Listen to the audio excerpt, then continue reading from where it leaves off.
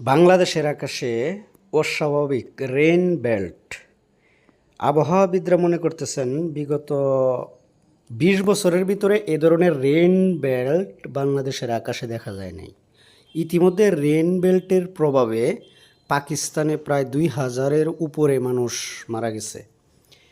তো বাংলাদেশের দক্ষিণাঞ্চলের বরিশাল, চট্টগ্রাম ও খুলনা এই ৩ বিভাগ অত্যন্ত ঝুঁকির মধ্যে রয়েছে।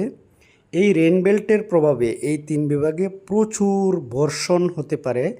বর্ষণের প্রভাবে লোকালয় শহর নিম্নাঞ্চল প্লাবিত হয়ে জলাবদ্ধতা সৃষ্টি হতে পারে।